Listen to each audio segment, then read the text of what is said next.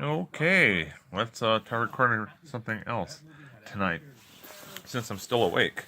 Um, check this out. Check this out. Look, I am all polar Arctic gear kind of thing. This is made in Taiwan. It's old, 70s kind of thing. Totally vintage. Totally rocks. Uh, but look at the glare off the top of my head. Shut up! You don't like these guys anyway. That's the Red Letter Media guys, Mr. Plinkett. You never liked him. But of course, I didn't like that Joe Facchiani or whatever his name was, because he exuded scripted moral outrage. And if you're gonna script moral outrage, you gotta have somebody. And also this little jump cut crap with the video toaster.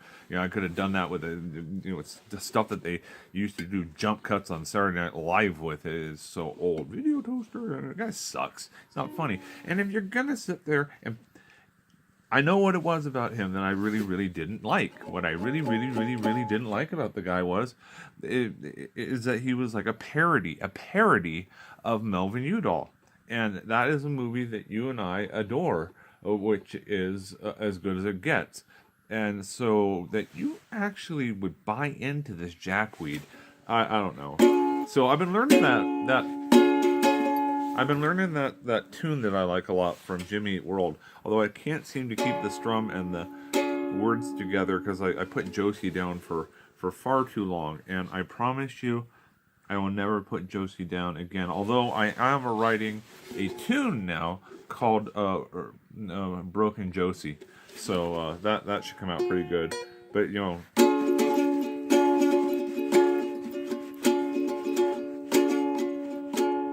on a second.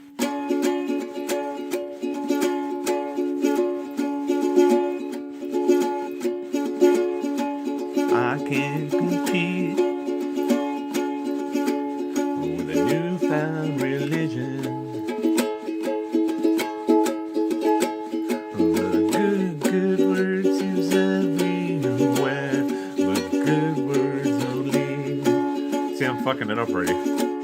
And I can't compete with the real education. Fucked up things you say could possibly be any less help to me. Heart is hard to find, and I can't seem to keep it straight. I mean, it's only it's a 3-chord song. It's simple. Jimmy Eat World. It's off of their Invented album. Invented? Yeah. Yeah, Invented album. The one that I really liked a lot. Of course, the one that you got was what was the what was it? Something Blues. Integrity Blues, which I think is a really great. Jimmy Eat World always had the best names for albums. It gonna Chase the Lights, pretty good. Futures, yeah. Clarity. Yeah, the Clarity album. Boom! That makes it the best album ever, even though it was kind of their most mediocre album ever. Did you know? Were you aware? Were you aware that doink doink doink doink doink doink? What was I going to say about this? The Jimmy Eat World was the first band credited as being emo, as in emotional punk. They vehemently deny this kind of thing. I kind of, I think I lucked out. I mean, I lost the fur on my head, and I didn't have this misshapen melon underneath. Not everybody can say that, but I'm not really Telly Savalas, but nobody even knows who that is any longer. So not quite Bruce Willis, but better than him. Okay, so here we go. Let's see.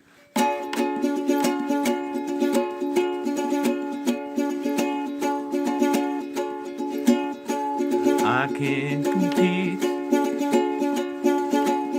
the clear eyes of strangers.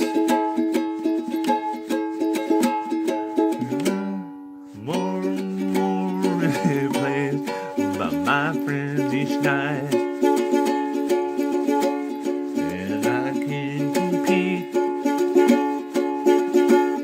just can't recover.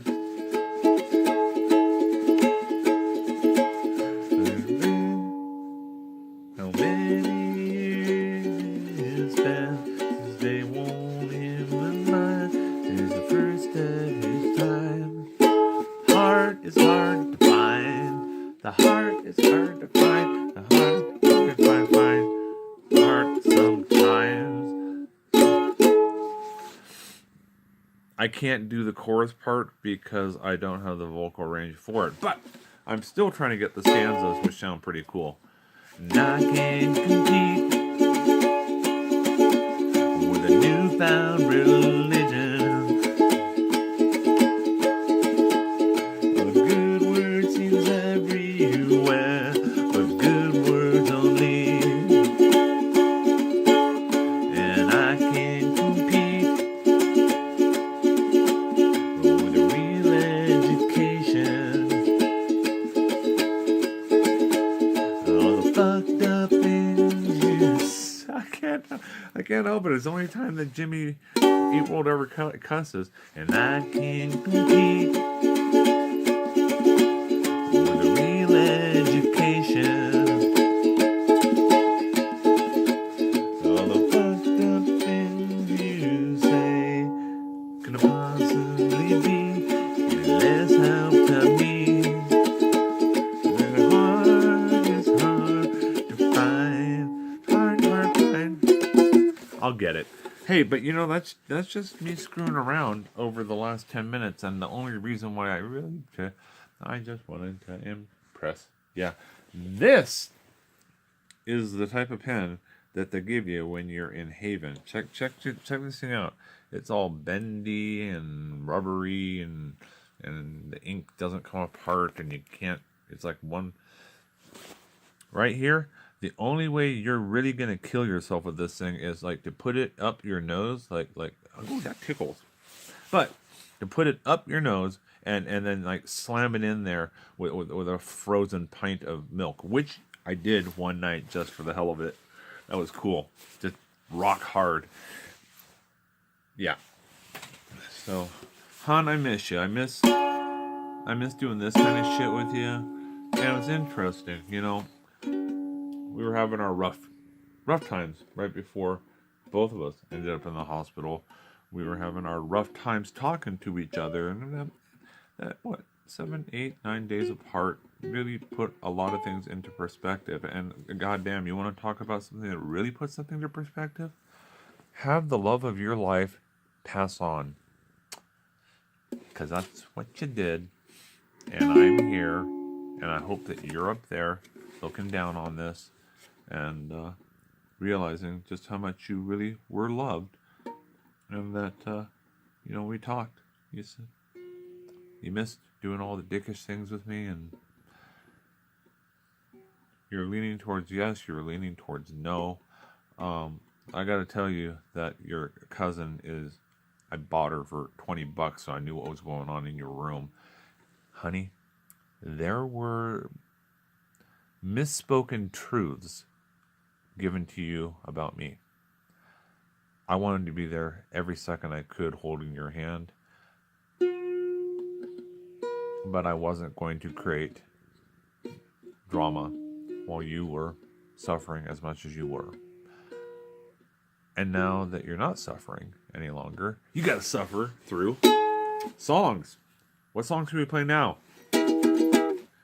There is one that I wrote for you, and it's called Clarity with the subtitle of Prospects. And I think I kind of got it down a little bit better. So let me see. I'm going to loosen up here a bit, and eventually I'm going to have this cool. Probably by Friday evening, because I really want to. You know, one time I was talking about songs and what should be a particular song for you. Everybody got a song. So this is what I did for you initially, because I wanted to embarrass the fuck out of you, because it would have been funny to me.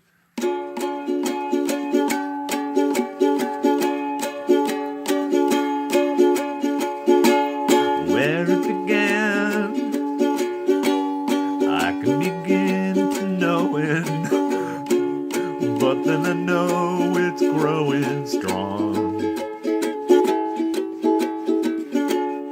Wasn't the spring as we became the summer? Who can believe you come along? Okay, now here's where Neil Diamond's totally got it on me, because I can't actually just do a monotone. But so we're gonna see where I can go with this. My Vox range really sucks here. Hands, what? Touching hands. Here we go. reaching out, touching me, touching you. No, this really isn't about Harvey Weinstein. Oh, God, you probably don't even know about that. Well, you know, they're waiting for him in hell. Okay, so Sweet Claroline. That's where the embarrassment was going to come in. Not Sweet Caroline, but Sweet Claroline. And when we were initially talking about how everybody gets a song, I was going to do that one. Of course, I was also going to be kind of a little Goofy Steve love song, because I was already in love with you, and you with me, which was great. And I'm going to keep going. But you know, this one's got some saddening to it, sweetheart, in that it was our song, and you know, I got the video. I put it up on several places. The one that you had filmed, and it was, you know, it's saddening because it says, you know, because I'm still breathing on my own. My head's above the rain and roses, you know. And I look at it because you tried your hardest. I know you did. And I think people had you try harder than your hardest that you needed. But this ended up being our song. How does it go? Hold on a second. I'm like a child. I'm like a child. Oh, see, now I got another song stuck on my head and I can't think it through. Hold on a second. My head's above the rain and roses. I'm making my way to you. I'm like a child looking all from the... No, see, shit. God darn it. My head's above the rain and roses, making my way to you. I'm like a junkie tying off for the last time. I'm like a loser that's betting on his last dime. Whoa, I'm still alive. I'm like a son who was raised without a father. I'm like a mother barely keeping it together. Whoa, I'm still alive. I'm like a child looking up on the horizon. I'm like an angel turning on the sirens. Whoa, I'm still alive. I'm like a soldier coming home for the first time. I dodge a bullet and I walk across a landmine. Whoa, I'm still alive. Am I bleeding? Am I bleeding from the storm? Just shine your light into the wreck. It's far away, 'cause I'm still breathing. I'm still breathing on my own. My head's above the rain and roses, making my way, 'cause I'm still breathing. I'm still breathing on my own. My head's above the rain and roses. I'm making my way to you.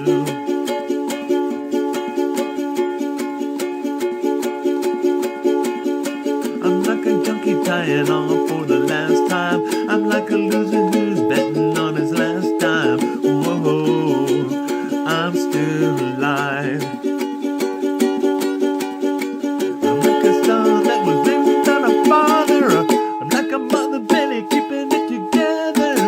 Whoa, I'm still alive. Am I bleeding? Am I bleeding from the storm? Just shine a light into the wreck. So far away, 'cause I'm still breathing.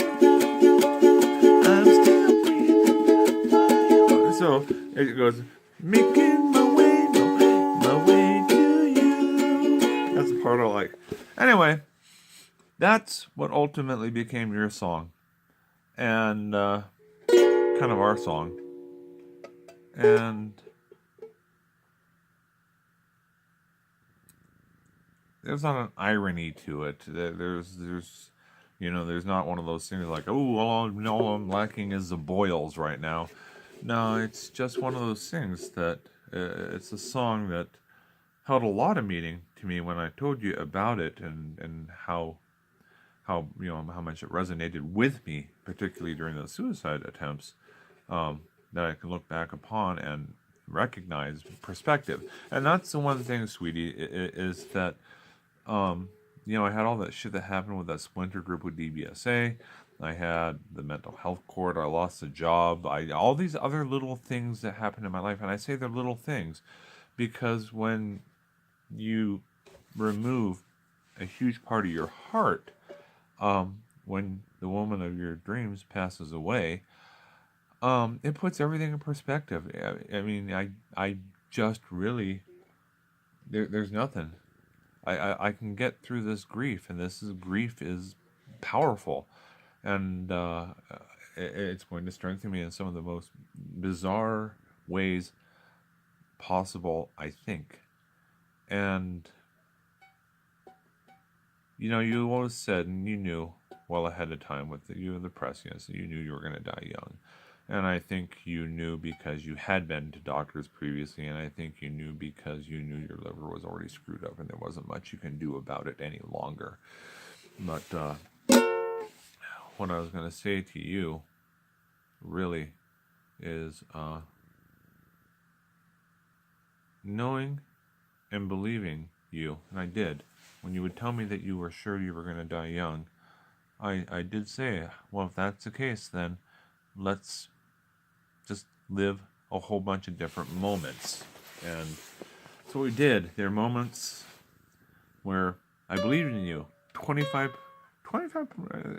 mile per hour sustained winds, 50 mile per hour gusts. I took you up over a 200-foot cliff because I believed in you.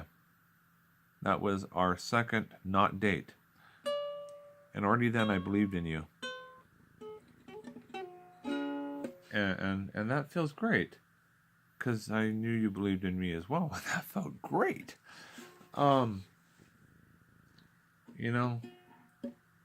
There was a period of time after the girl prior really messed my head up, and then I met you, and I didn't believe in myself, and then I started believing in myself again, and it wasn't anything you said or did, it's just you believed in me, and that was important to me, honey, and I don't know if I said thank you enough times for that, but I'm thanking you again for just that. It was easy just to have dick around, fun stuff, going everywhere, doing nothing. If there's one huge regret that I have, sweetheart, it's that I got so lost in my own head and I let stuff get to me. And honestly, as it's turning out now, I let the potassium drop in me, which just made things all the worse for me, and you had to live through it and made it worse for you, particularly considering that you didn't have a heck of a lot of time left. But I will tell you that we were talking about me getting out of the hospital, and I said I wanted another week or two to get used to the medications, make sure that everything was going well. And what really touched me a lot and really kept me going in Haven was you saying, okay, well, then let's get to that point, and you get out, and then you come back over here, because we stayed up all night that night, and you said these words, let's talk about how we move forward from here. And that was great, because I really thought that this disease had taken you away from me. So hypokalemia, turns out I have hypothyroid as well, and all of it is pretty endocrinology. So the next one I'm gonna go. Next time I do a uke tune for you, and I'm never putting Josie down again, by the way. Next time I do a uke tune from you, it's going to be a song that was actually written specifically for a uke that Madness ended up remaking. And I like the uke version better by a guy named Labi Sifra. So if you got Google in heaven, of course you've got Google in heaven. My gosh, you've got like super Google, like with the capital G, and it's, you know, like, is that they call him God. Goggle. That, no. Gogigal? God. He's like the ultimate Google. He knows everything. It would suck playing him in Jeopardy. You know that? Because, like, he created everything. He knows everything. This prescience shit that he's got going, omniscience, it's not fair. Keep him off of Jeopardy is what I have to say. I mean, like, does he need money? What does he need? Like a bigger heaven? Whatever. Okay, honey. I'm going to hang up on this for now. I'm going to go ahead and post it. And I love you. I miss you. And no matter what comes in my life, there's always a piece and a place in my heart for you. Take care, sweetheart.